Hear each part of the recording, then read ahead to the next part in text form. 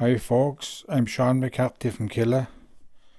I want to bring you back to the 1950s when I was growing up as a small boy in the village. Talk about all the shops, all the people I knew, and all the changes. And what better place to start, I suppose, in the bottom of Cork Road where I was brought up. When you look up Cork Road 70 years ago, there was no tar roads, with cobblestones for footpaths. The houses looked bad, a lot of the roofs were falling down and small panes of glass in the windows. A lot of the houses, they nearly all had half doors. I suppose that was the way they were built. We'd no SB in Cork Road in 1953. And we got no water in our sewage, I'd say about 10 years after. So that's the way Cork Road was at the time. So I'll start down here at the bottom where the fountain is. I remember 1947, the year of the big snowfall. I remember climbing over a big mount of snow below at the corner, covering the fountain. That's how I suppose that's how I remember it. I was going to school at the time. Whether the school's closed down or not, I don't know that. This big gable in the wall here, where the Chinese shop is now. I remember the lads, all the teenagers, they used to be playing handball up against that, and the hurling ball and the football. But of course there was no car in Cork Road that time, and you could belt the ball hurling up there all day long. Next to that was Willie Graham. Willie Graham was working in the council, and he used to look after the graveyards over, and he hired his wife and family in this house here. And next to that was David Barry. He played hurling for Cork in 1953 and 54. And he got married and moved to Yard out to Rain Crew. And that's where he finished up. Fintan McCarthy, his father and mother were living next door to him. Dan was the work below T.F. Barry's. As he was known as the van man that time, he was going around the country with the horse and van every day of the week for years and years and years. My grandfather and grandmother lived next door to him, where my father was born, I'd say. They used to have the pigs out in the back. Everyone had nearly a pig that time in Cork Road. And I remember his brother Paddy coming over with the horse and butt, drawing the manure back over to the farm to spread it out in the fields.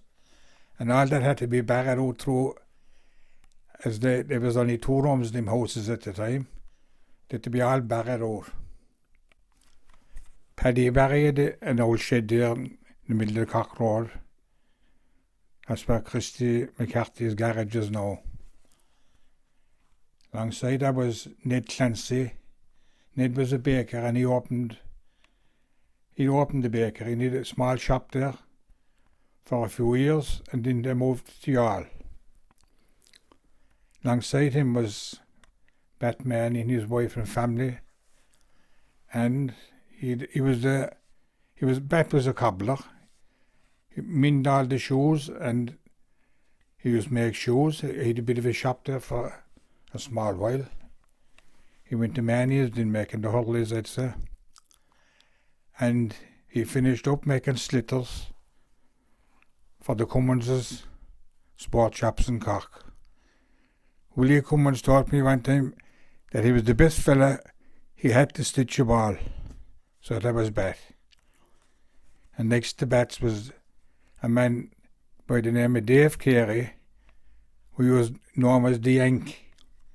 I think he was stone deaf, and we couldn't kind of communicate with him or nothing, but he was old at that stage. Paddy Foley and Eileen came there after that. Paddy Murphy was next. He came from England, himself and his wife and Liam, and they bought that house off of Simi Hearn below. I remember one day doing it up. And Pat, he came back from Ford's, and I think he worked in Ford's in Cork after. Jimmy was next, Jimmy Lee and his wife and family. Jimmy was kind of a local barber, and he reared his family there.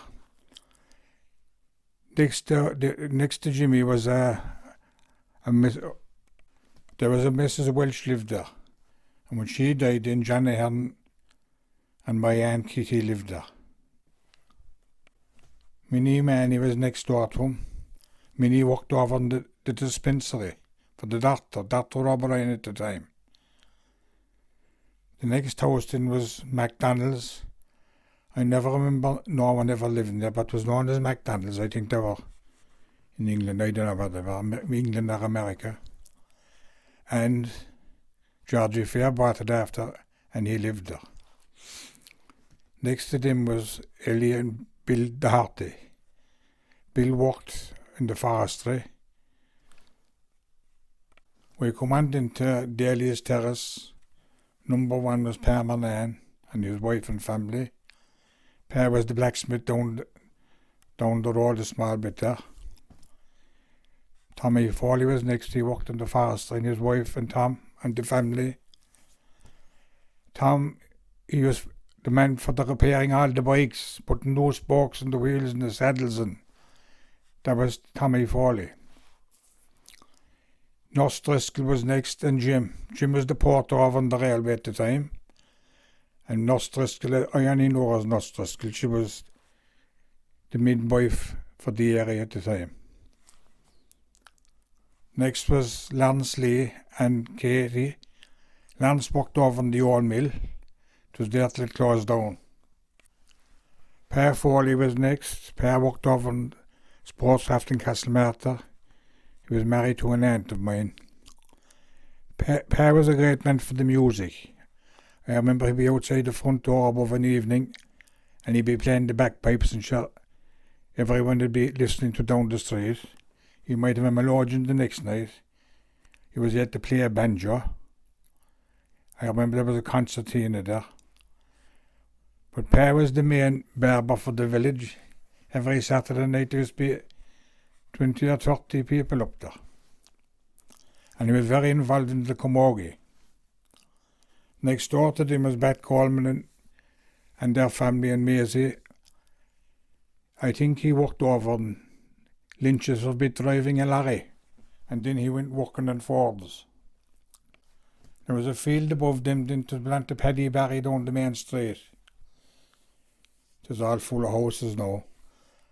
The next field up was Paddy Kindy's, where the old hurling field was before they moved over to Ballyquirk.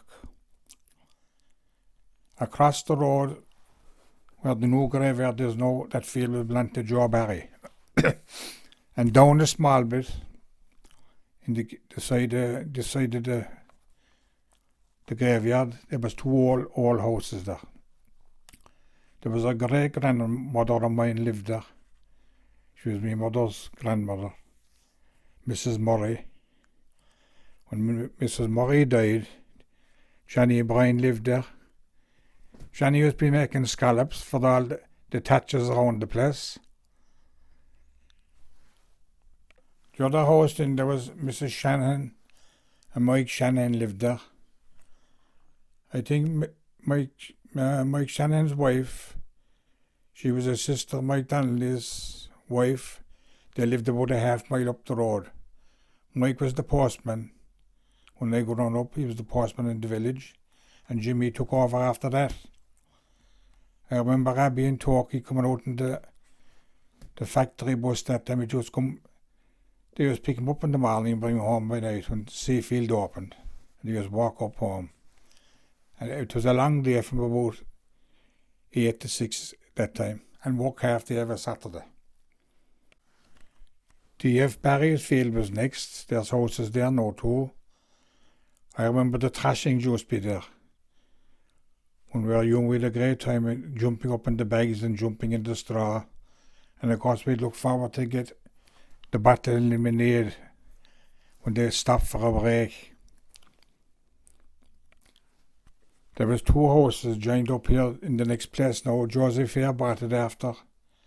There was a Mrs. Kelly living there before that, and there was a house above it, and it was known as the band room. I think there was 2 bands in Killeagh one time, the Mollies and the O'Brien's brass bands. But I remember seeing drums inside the window there, but I don't ever remember the bands. The next house then was, I never remember Norma living. It was Blantyre O'Keefe's. I know was she living in England. She was an aunt to Paddy Powers. The next house then was Pa and Bessie Barry. They reared their family there. Next was Dick Beattie and Minnie Beattie. And I remember when Dick died, my father brought me up to see him laid out inside the door. He was on an old couch. But to this day, I'll never forget it. It was the first man I ever saw dead. But he's still in my mind. And that's over 70 years ago. Fairs were next. And fairs, anyone that came to Killeagh stayed at fairs. If you were able to play music or talk or sing or dance, you'd be kept for the night, and 2 nights if you were that good. They had a workshop out in the back for the hurleys and the saw out in the garden. But I remember myself and Malachi, my brother, we used to have to go in, put old Fred Fair to bed every night. He was over here, he must be well over 80 at the time. But we used to be alongside him when he got into the beach. We were only 7 or 8. But I suppose there's a bit of support from my dinner.